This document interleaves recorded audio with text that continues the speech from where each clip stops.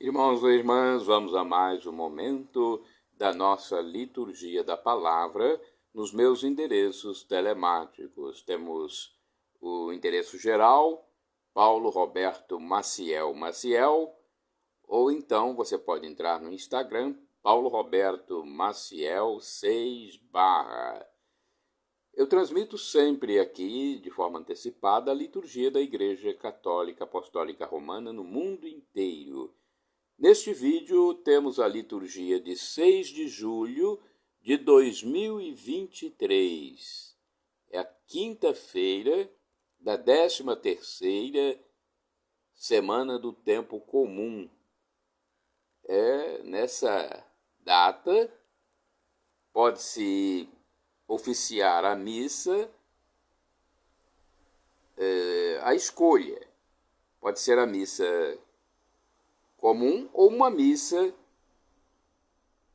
como memória facultativa a Santa Maria Gorete, Virgem e Mártir. Se for a missa comum, a cor é verde. Se for a missa em memória a Santa Maria Gorete, a cor é vermelha. Bem, vamos então passar para vocês as leituras. Eu estou pesquisando no site novaalianca.com.br e também no site revista.arautos.org. Liturgia de 6 de julho de 2023, quinta-feira. Antífona da entrada. Povos todos, aplaudi, aclamai a Deus, com brados de alegria. Salmo 46, versículo 2, é de onde foi tirado esse cântico. Oração do dia. Rezemos. Coloque as suas intenções. Ó Deus, pela vossa graça, nos fizestes filhos da luz.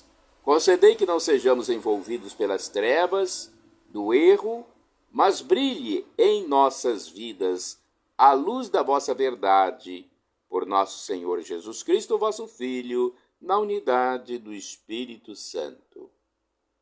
Vamos agora à primeira leitura.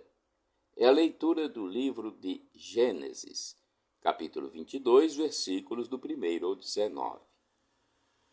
Naqueles dias, Deus pôs Abraão à prova, chamando-o, disse: Abraão. E ele respondeu: Aqui estou. E Deus disse: Toma teu filho único, Isaque, a quem tanto amas, dirige-te à terra de Moriá e oferece-o ali em holocausto, sobre o monte que eu te indicar. Abraão levantou-se bem cedo, selou o jumento, tomou consigo 2 dos seus servos e seu filho Isaque. Depois de ter rachado lenha para o holocausto, pôs-se a caminho para o lugar que Deus lhe havia ordenado. No terceiro dia, Abraão, levantando os olhos, viu de longe o lugar. Disse então a seus servos: Esperai aqui com o jumento, enquanto eu e o menino vamos até lá. Depois de adorarmos a Deus, voltaremos a vós. Abraão tomou a lenha para o holocausto e a pôs às costas do seu filho Isaque, enquanto ele levava o fogo e a faca. E os dois continuaram caminhando juntos. Isaque disse a Abraão: Meu pai. Que queres, meu filho? Respondeu ele. E o menino disse: Temos o fogo e a lenha, mas onde está a vítima para o holocausto? Abraão respondeu: Deus providenciará a vítima para o holocausto, meu filho. E os dois continuaram caminhando juntos. Chegando ao lugar indicado por Deus, Abraão ergueu um altar, colocou a lenha em cima, amarrou o filho e o pôs sobre a lenha em cima do altar. Depois, estendeu a mão, empunhando a faca para sacrificar o filho. E eis que o anjo do Senhor gritou do céu, dizendo: Abraão, Abraão. Ele respondeu: Aqui estou. E o anjo lhe disse: Não estendas a mão contra teu filho, e não lhe faças nenhum mal. Agora sei que temes a Deus, pois não me recusaste teu filho único. Abraão, erguendo os olhos,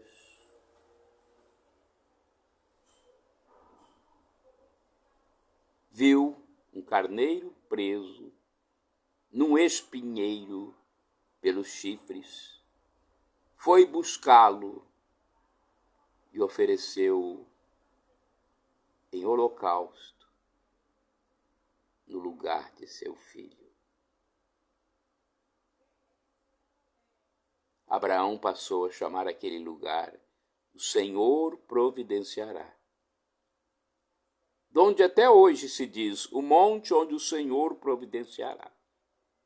O anjo do Senhor chamou a Abraão pela segunda vez do céu e lhe disse: Juro por mim mesmo, oráculo do Senhor, uma vez que agiste deste modo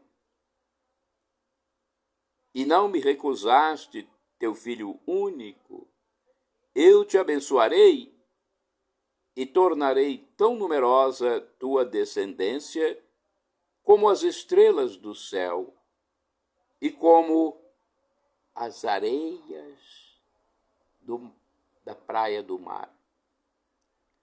Teus descendentes conquistarão as cidades dos inimigos. Por tua descendência serão abençoadas todas as nações da terra, porque me obedeceste. Abraão tornou para junto dos seus servos, e juntos puseram-se a caminho de Bersabeia, onde Abraão passou a morar. Palavra do Senhor, graças a Deus. Vamos agora ao Salmo responsorial. É o Salmo de resposta, Salmo 115, versículos do 1º ao 2º, 3º ao 4º, 5º ao 6º, 8º ao 9º, o refrão é o versículo 9. Andarei na presença de Deus, junto a Ele na terra dos vivos. Repitamos: andarei na presença de Deus, junto a Ele na terra dos vivos. Eu amo o Senhor porque ouve o grito da minha oração, inclinou para mim seu ouvido no dia em que eu o invoquei. Andarei na presença de Deus, junto a Ele na terra dos vivos. Prendiam-me as cordas da morte, apertavam-me os laços do abismo, invadiram-me angústia e tristeza. Eu então invoquei o Senhor: salvai-me, ó Senhor, minha vida. Andarei na presença de Deus, junto a Ele na terra dos vivos. O Senhor é justiça e bondade, nosso Deus é amor com paixão. É o Senhor quem defende os humildes. Eu estava oprimido e salvou-me. Andarei na presença de Deus, junto a Ele na terra dos vivos. Libertou minha vida da morte, enxugou de meus olhos o pranto e livrou os meus pés do tropeço. Andarei na presença de Deus, junto a Ele na terra dos vivos. Andarei na presença de Deus, junto a Ele na terra dos vivos. Repitamos: andarei na presença de Deus, junto a Ele na terra dos vivos. Agora vamos aclamar o Santo Evangelho com um trecho da segunda epístola de São Paulo aos Coríntios, capítulo 5, versículo 19. Aleluia, aleluia, aleluia, aleluia, aleluia, aleluia, aleluia, aleluia. Aleluia, aleluia, aleluia, aleluia, aleluia, aleluia, aleluia, aleluia. Em Cristo Deus reconciliou consigo mesmo a humanidade, e a nós ele entregou essa reconciliação. Em Cristo Deus reconciliou consigo mesmo a humanidade, e a nós ele entregou essa reconciliação. Aleluia, aleluia, aleluia, aleluia, aleluia, aleluia, aleluia, aleluia, aleluia, aleluia, aleluia, aleluia, aleluia, aleluia, aleluia, aleluia. O Senhor esteja convosco, Ele está no meio de nós. Proclamação do Evangelho de Jesus Cristo segundo São Mateus. Glória a vós, Senhor. Pelo sinal da Santa Cruz, livra-nos Deus nosso Senhor dos nossos inimigos. Capítulo 9, versículos do 1º ao 8º. Naquele tempo, entrando em um barco, Jesus atravessou para a outra margem do lago e foi para a sua cidade. Apresentaram-lhe então um paralítico deitado numa cama. Vendo a fé que eles tinham, então alguns mestres da lei pensaram: esse homem está blasfemando.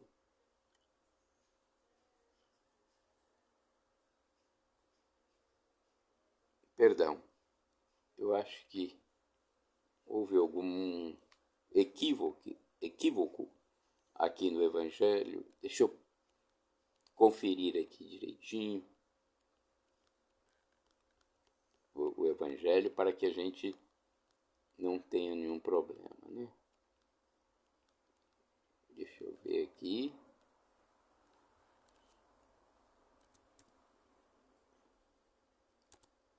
Perdão, mas essas coisas acontecem, né? Estamos gravando ao vivo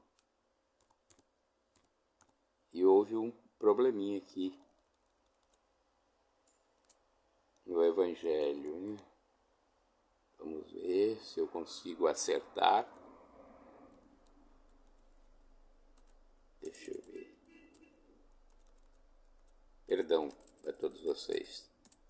Mas é porque eu estou num site e houve um problema no texto, né?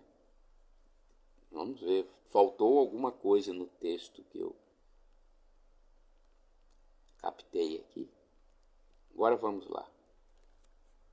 Naquele tempo, entrando em um barco, Jesus atravessou para outra margem do lago e foi para a sua cidade.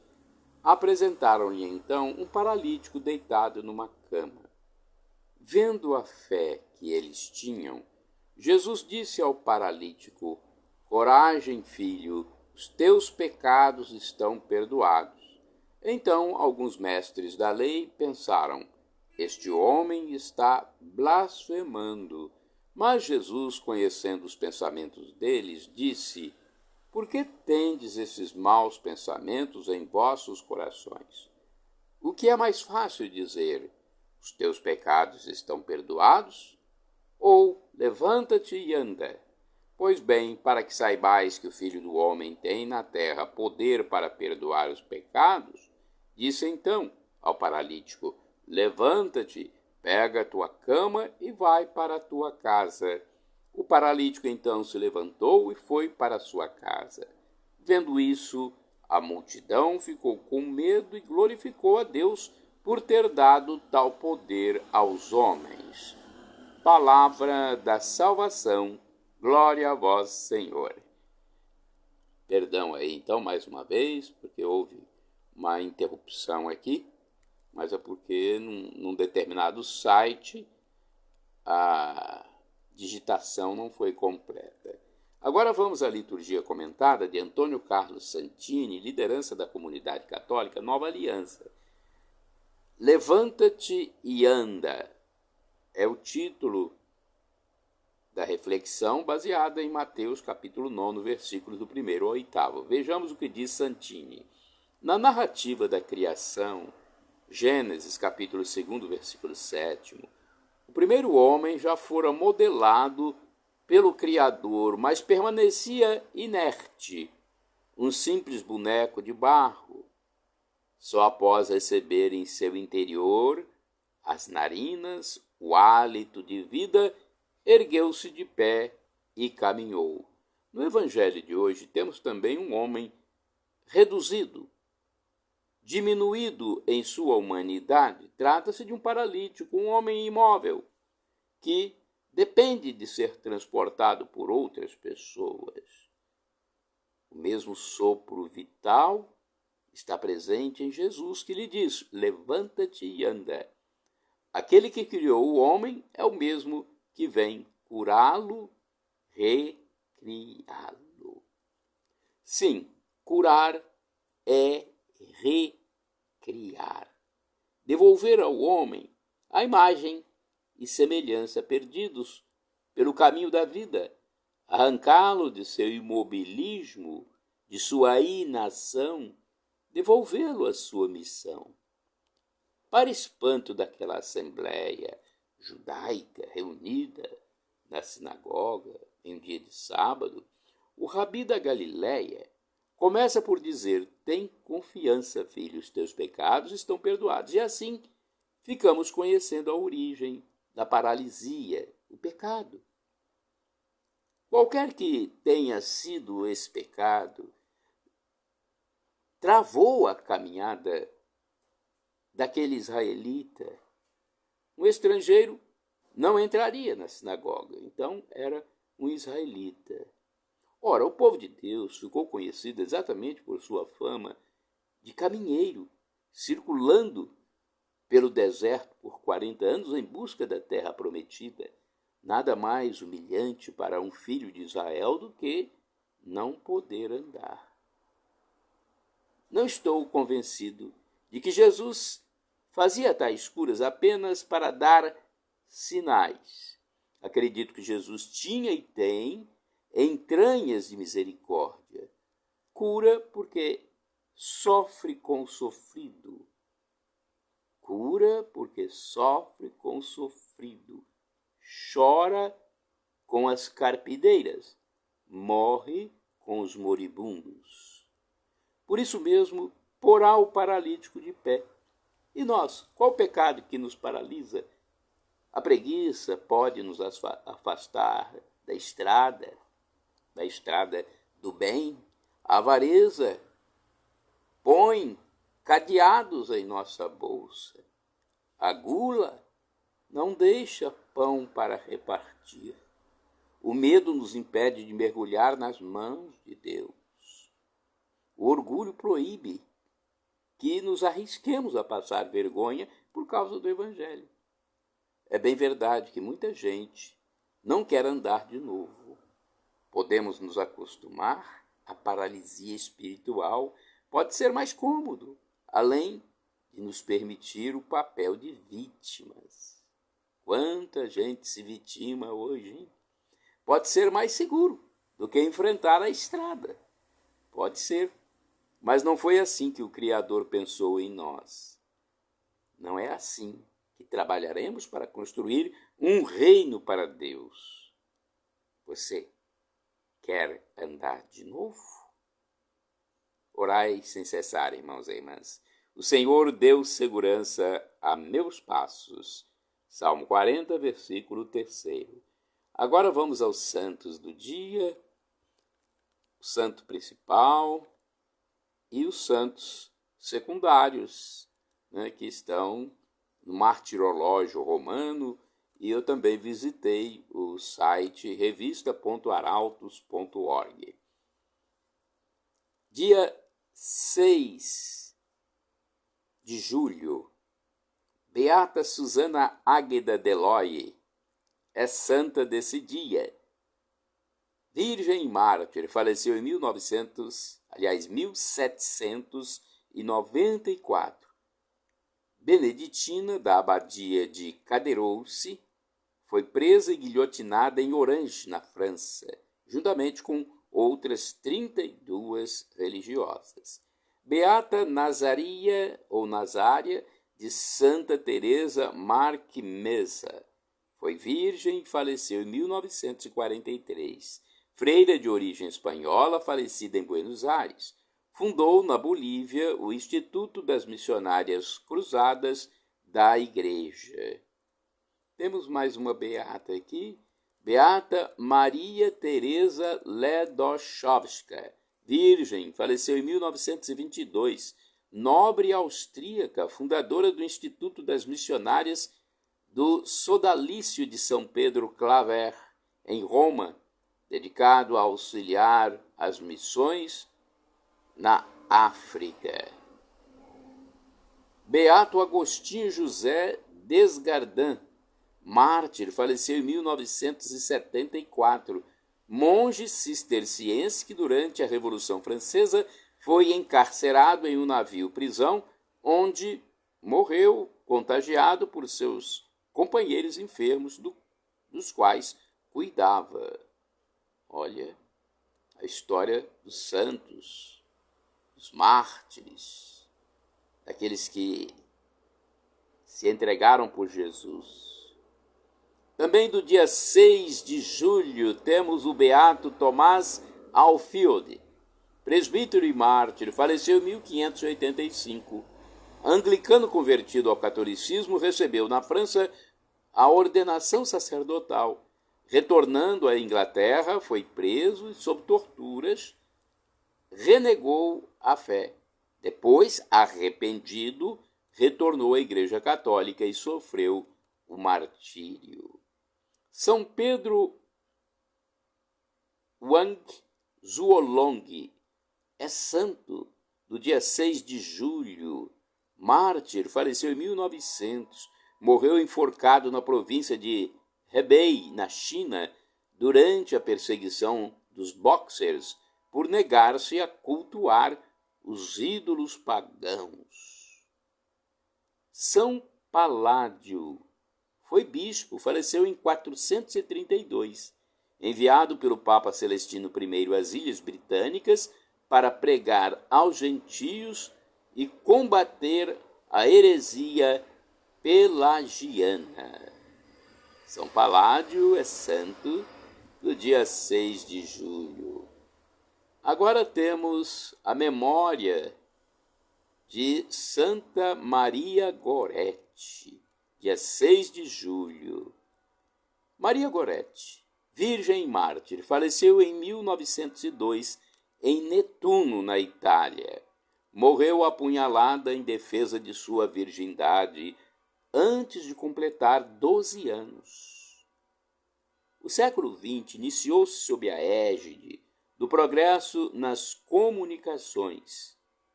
Com o aperfeiçoamento da fotografia e da imprensa, jornais, folhetos, revistas pululavam por toda parte, noticiando acontecimentos ocorridos nos mais distantes rincões da Terra. Foi este um fator preponderante para que, em 1902, o mundo cristão pudesse tomar conhecimento da trágica história de uma camponesa italiana de apenas 11 anos de idade, brutalmente assassinada com 14 punhaladas, enquanto defendia até o martírio a virtude angélica, a sua castidade. Seu nome, Maria Gorete. Gorete é o sobrenome da família.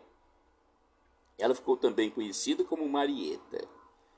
A firmeza dessa pequena mártir não nasceu de um momento para o outro, mas foi fruto de uma intensa vida espiritual fortalecida pelo pão eucarístico nas últimas semanas de vida.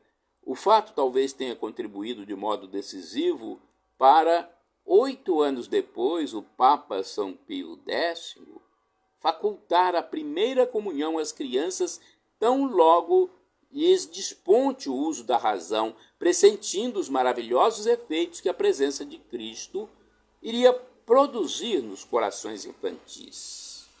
Haverá santos entre as crianças, afirmou ele. Nascida em 16 de outubro de 1890, na aldeia de Corinaldo, próxima do mar Adriático, a segunda filha de Luigi Goretti e Assunta Carlini foi batizada logo no dia seguinte com o nome de Maria Teresa. A família era pobre, mas profundamente católica.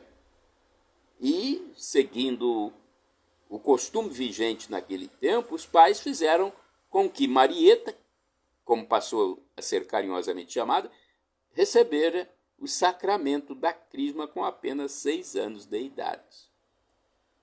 Olha só, após a família mudar-se de cidade, ela ajudou nos cuidados do pai enfermo como uma pessoa adulta e, após a morte paterna, assumiu encargos do lar para a mãe poder substituir o marido nos trabalhos do campo. Ela limpava a casa, buscava água na fonte, rachava lenha, cozinhava e cuidava dos 4 irmãos menores como uma pequena mãezinha. Quando lhes faltava o alimento, conseguia logo, à custa de alguns trabalhos, alguma coisa para o sustento da família. Vendendo pombos, vendendo ovos no mercado. Ela cuidava dos irmãozinhos como se fosse uma adulta.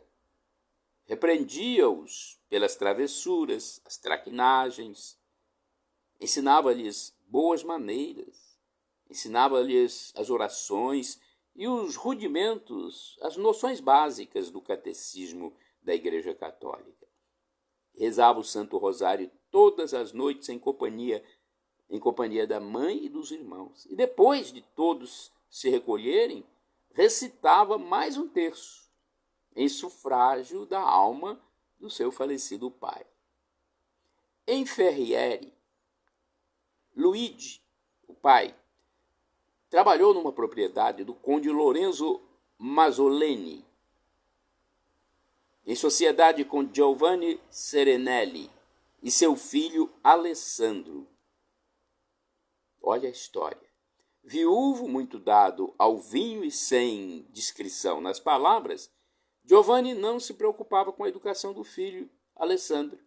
Este, com 19 anos de idade, era um rapaz de caráter introvertido, sem qualquer formação religiosa, nunca ia à missa e apenas vez por outra acompanhava a família Goretti na recitação do rosário num canto da sala. Sendo o único daquela casa que sabia ler, seu pai lhe trazia jornais com artigos de cunho anticlerical e morais, além de novelas inconvenientes, contendo ilustrações que despertavam sua imaginação e exacerbavam-lhe os maus desejos. Ele as utilizava como decoração para as paredes do seu quarto. Olha só.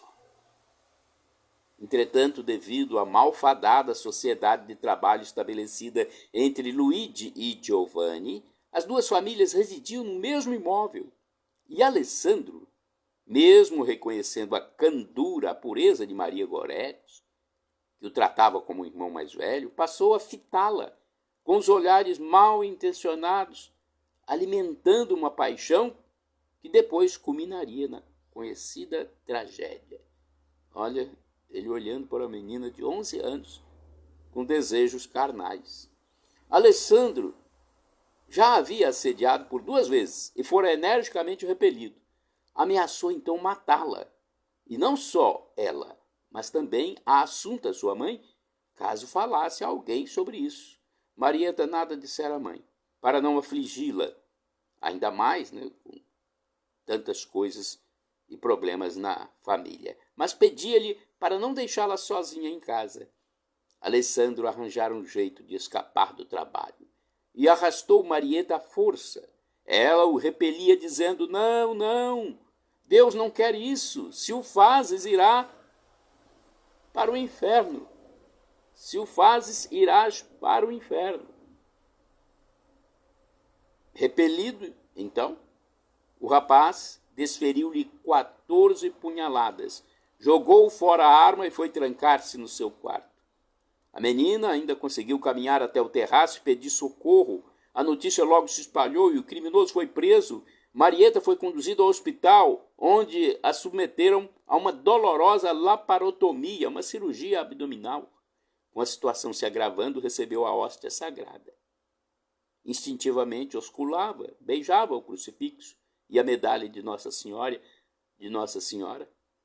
insígnia da Associação das Filhas de Maria, na qual fora admitida já no leito de morte. Invocou várias vezes a Virgem Maria e por volta das 3h expirou. 2 anos depois, seus restos mortais foram depositados no grandioso monumento erigido em sua honra no Santuário Pontifício de Nossa Senhora das Graças, em Netuno. Um dos fatos prodigiosos, milagrosos, que contribuíram para sua canonização foi a conversão de Alessandro. Em 1910, depois de haver passado por um período de frieza e rebeldia, tendo inclusive pensado em se suicidar, o prisioneiro teve uma visão de sua vítima. Marieta lhe apareceu vestida de branco, oferecendo-lhe lírios, que ao serem tocados por ele, se transformavam em chamas cintilantes. Eram ao todo 14, o mesmo número de punhaladas recebidas pela vítima. Assistido por padres passionistas, Alessandro se converteu. Cumpridos 27 anos de prisão, ele foi libertado e dirigiu-se a Corinaldo, a localidade onde morava a mãe de Marieta, a fim de pedir-lhe perdão. Imitando a atitude da filha, a mãe de Santa Maria Gorete o perdoou. E eles comungaram lado a lado na missa de Natal. Olha que coisa, gente. História emocionante. Depois, o assassino, arrependido, fez-se terciário franciscano e terminou seus dias, já ancião, como servente e jardineiro num convento capuchinho. Olha, ele foi ser um religioso franciscano. Passou a ser servente e jardineiro num convento. Maria Gorete foi canonizada pelo Papa Pio XII em 24 de junho de 1950. A cerimônia, da qual participou sua mãe, junto com os filhos e netos, teve de ser realizada na Praça de São Pedro, por não haver espaço suficiente para a multidão no interior da Basílica. Santa Maria Gorete, rogai por nós. Shalom Adonai é uma expressão hebraica que significa a paz de Deus. É o que eu desejo para todos vocês, meus irmãos e irmãs. A paz de Deus. El Shaddai. El Shaddai, do hebraico, significa Deus onipotente. Ele proverá aquilo que você pede. O professor e escritor de mais de 100 livros da Igreja Católica, Felipe Reinaldo Queiroz de Aquino, diz que Deus pode nos dar uma dessas 3 respostas: sim, não ou espere. O que for melhor, Ele fará para nós. No canal Felipe Reinaldo Queiroz de Aquino, ele responde as nossas dúvidas diariamente. Acesse o canal do professor Felipe. E agora eu clamo Maranatá ou Maranata. As 2 pronúncias estão corretas. Significa: vinde, Senhor Jesus. Um dia ele voltará e será o juízo final. Reconcilie-se com Deus, meu irmão, se ainda não reconciliou-se, para obter a vida eterna após essa passagem peregrina pela terra. Perdão, Senhor, pelos meus pecados passados, presentes, futuros, pecados do pensamento, palavras, atos e omissões, e me dê a vida eterna. Meu Jesus, eu quero a vida eterna convosco.